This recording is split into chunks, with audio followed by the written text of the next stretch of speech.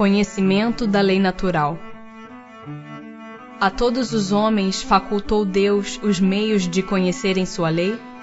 Todos podem conhecê-la, mas nem todos a compreendem.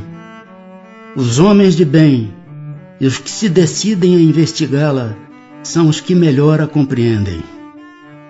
Todos, entretanto, a compreenderão um dia, porquanto forçoso é que o progresso se efetue. Antes de se unir ao corpo, a alma compreende melhor a lei de Deus do que depois de encarnada? Compreende-a de acordo com o grau de perfeição que tem atingido, e dela guarda a intuição quando unida ao corpo.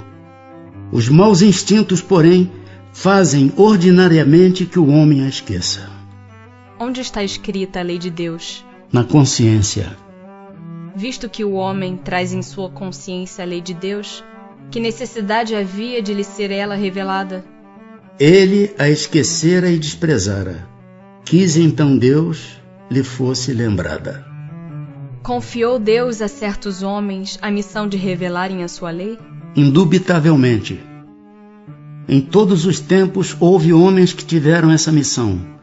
São espíritos superiores que encarnam com o fim de fazer progredir a humanidade.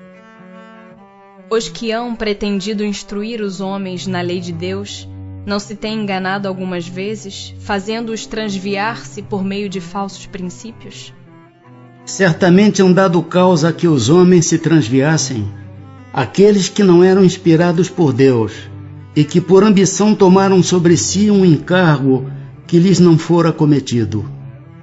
Todavia, como eram afinal homens de gênio, mesmo entre os erros que ensinaram, grandes verdades muitas vezes se encontram.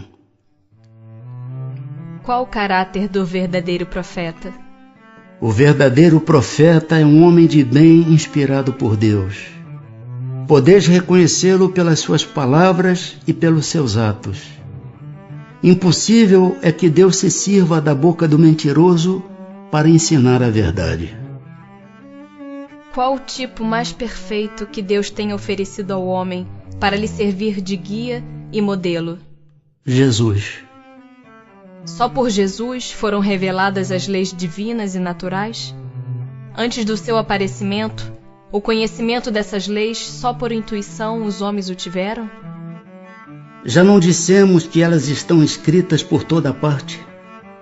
Desde os séculos mais longínquos, todos os que meditaram sobre a sabedoria hão podido compreendê-las e ensiná-las.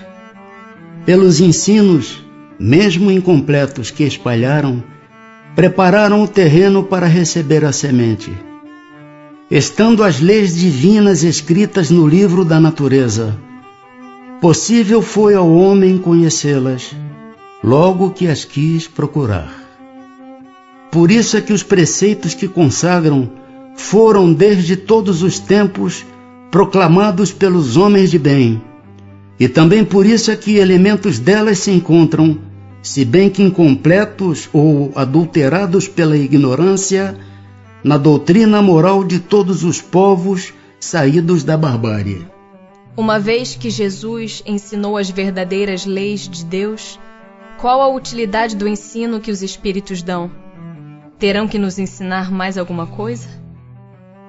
Jesus empregava frequentemente na sua linguagem alegorias e parábolas, porque falava de conformidade com os tempos e os lugares. Faz-se necessário agora que a verdade se torne inteligível para todo mundo. Muito necessário é que aquelas leis sejam explicadas e desenvolvidas. Tão poucos são os que as compreendem e ainda menos os que as praticam. A nossa missão consiste em abrir os olhos e os ouvidos a todos, confundindo os orgulhosos e desmascarando os hipócritas, os que vestem a capa da virtude e da religião a fim de ocultarem suas torpezas. O ensino dos espíritos tem que ser claro e sem equívocos, para que ninguém possa pretextar ignorância e para que todos o possam julgar e apreciar com a razão. Estamos incumbidos de preparar o reino do bem que Jesus anunciou. Daí a necessidade de que a ninguém seja possível interpretar a lei de Deus ao sabor de suas paixões, nem falsear o sentido de uma lei toda de amor e de caridade. Porque a verdade não foi sempre posta ao alcance de toda a gente. Importa que cada coisa venha a seu tempo. A verdade é como a luz. O homem precisa habituar-se a ela, pouco a pouco. Do contrário, fica deslumbrado. Jamais permitiu Deus que o homem recebesse comunicações tão completas e instrutivas como as que hoje lhe são dadas. Havia, como sabeis na antiguidade, alguns indivíduos possuidores do que eles próprios consideravam uma ciência sagrada e da qual faziam um mistério para que aos seus olhos eram tidos por profanos. Pelo que conheceis das leis que regem estes fenômenos, deveis compreender que esses indivíduos apenas recebiam algumas verdades esparsas dentro de um conjunto equívoco e, na maioria dos casos, emblemático.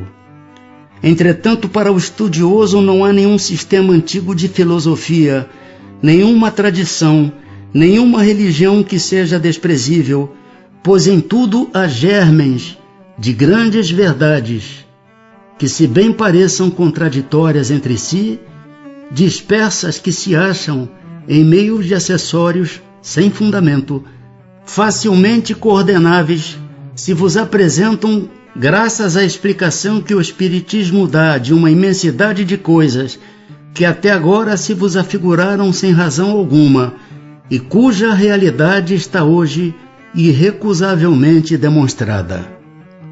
Não desprezeis, portanto, os objetos de estudo que esses materiais oferecem. Ricos eles são de tais objetos e podem contribuir grandemente para a vossa instrução.